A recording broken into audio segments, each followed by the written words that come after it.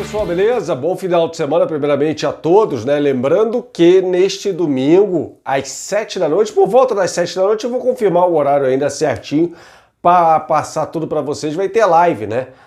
Após o jogo, um pouco depois do jogo entre Flamengo e Ceará pelo Campeonato Brasileiro, a partida do segundo turno, né? Da competição. Lembrando que em Fortaleza o Flamengo perdeu para o Ceará por 2-0 num jogo horroroso, tá? Então não perca.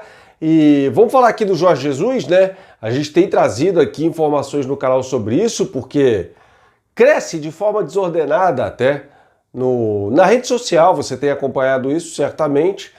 Essas especulações, ou cresce a especulação sobre uma possível volta do Jorge Jesus ao Flamengo, que não tem nenhum fundamento, né? Diante dos maus resultados que em tese ele vem tendo no Benfica, um time jogando abaixo do que pode render, ele faz muitas alterações ainda, né? Vai tateando, ele não descobriu a melhor equipe ainda para o Benfica que venceu o Tondela por 2-0, um dos piores times do Campeonato Português, vai brigar para não cair certamente.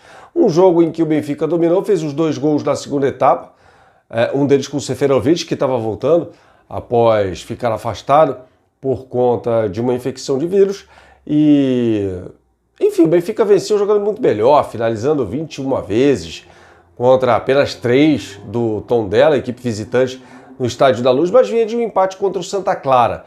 E ele até fez uma alteração, recuando o Pizzi, tirando o Tarabt, o Gilberto, que havia chocado a cabeça contra o Jean Patrick, né, no jogo contra o Santa Clara, empate por 1-1, saiu com cabeça assim bem machucada, foi uma cena bastante impressionante que a gente trouxe inclusive aqui no canal.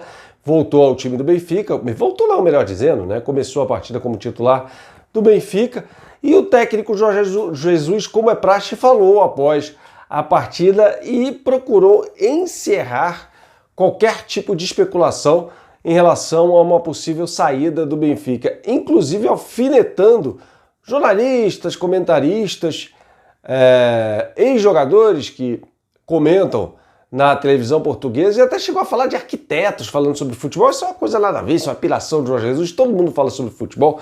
Você não é jornalista, ou pode ser, ou pode não ser, pode falar sobre futebol e pode ter uma opinião melhor do que a minha ou de qualquer um outro. Quer dizer, isso é bobagem, né? O Jorge Jesus errou a mão. Mas o mais importante é que ele tratou de afastar qualquer especulação sobre a possível saída dele do Benfica, pelo menos neste momento, e, inclusive, taxou como perseguição o que vem sofrendo. Confira aí o que disse o técnico Jorge Jesus após a vitória sobre o Tondela nesta sexta-feira. E quando saí, sabia que em Portugal há uma comunicação fora do que é o jogo, uma comunicação com especulação, é outro jogo fora do jogo, com a intenção de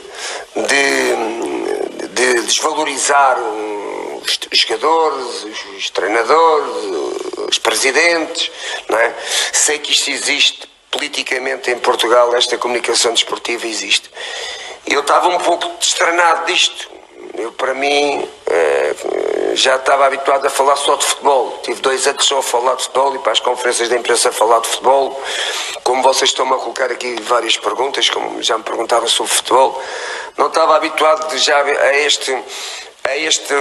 esta comunicação de especulação e de perseguição, com o intuito de desvalorizar seja aquilo que for. E portanto, como eu não estava habituado, em relação a algumas perguntas que me fizeram antes do jogo, eu acho que os jornalistas, todas as pessoas relacionadas, os agentes esportivos, jornalistas, treinadores, ex-jogadores, ex-dirigentes, estas pessoas têm conhecimento de futebol e podem e devem estar nos sítios apropriados para fazerem perguntas sobre futebol. Eu vejo em Portugal advogados, arquitetos, com todo o respeito por todas as profissões, a falarem de futebol. Mas cabe na cabeça de alguém, não é? E a questão que me estás-me a colocar em relação a 2 ex-jogadores, é isso que eu estou a perceber, do Benfica, que tem um legado muito grande, tem uma história muito grande no Benfica, tenho um grande respeito, fizeram muito mais pelo Benfica que o que eu fiz, mas eu não tenho que responder a essas pessoas individualmente.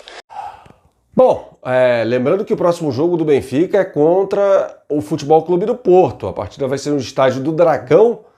E isso é muito importante, porque o Benfica está 4 pontos atrás do Sport, o Porto ganhou também, goleou o Famalicão, está com 31 pontos, assim como o Benfica, mas nos critérios de desempate leva vantagem.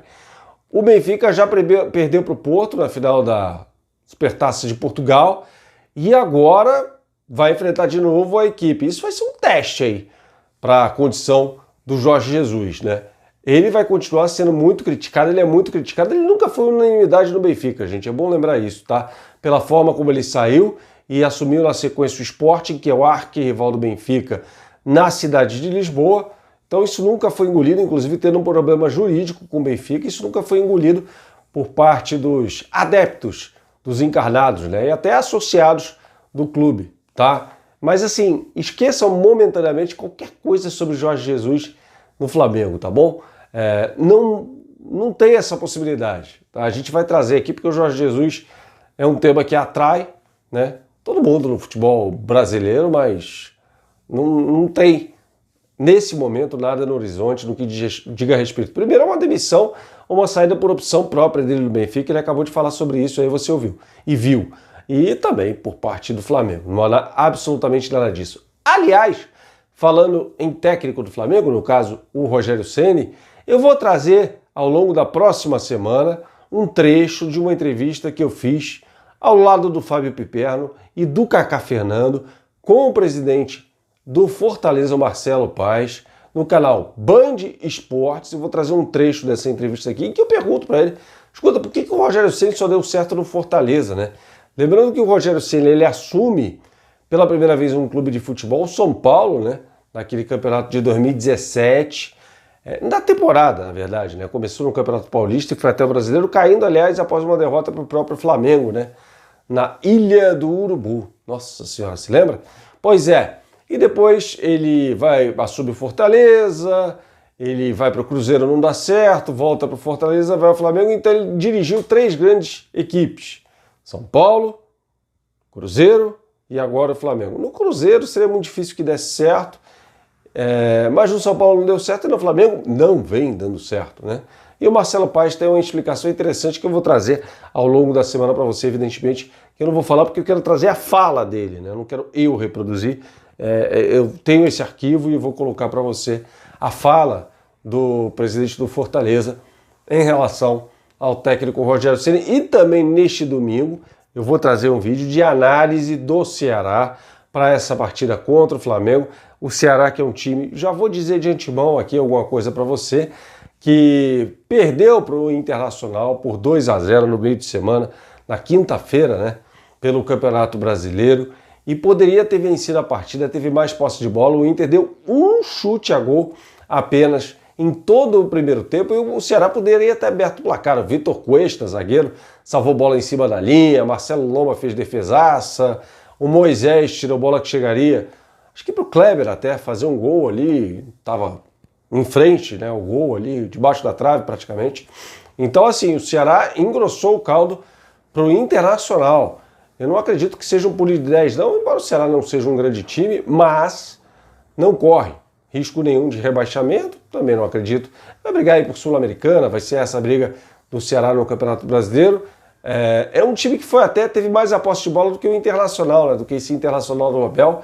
Tem muita gente falando que é a bola da vez, assim, honestamente, gente, eu não consigo mesmo, independentemente dessa sequência de 5 vitórias, né, uma pela Libertadores, 4 pelo Campeonato Brasileiro, identificar grandes virtudes nesse time do Internacional do Abel Braga, não, gente. Assim, acho que é um exagero.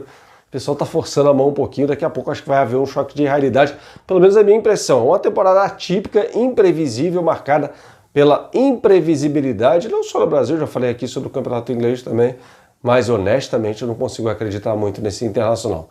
Beleza, pessoal? Valeu, até a próxima. Tchau, tchau.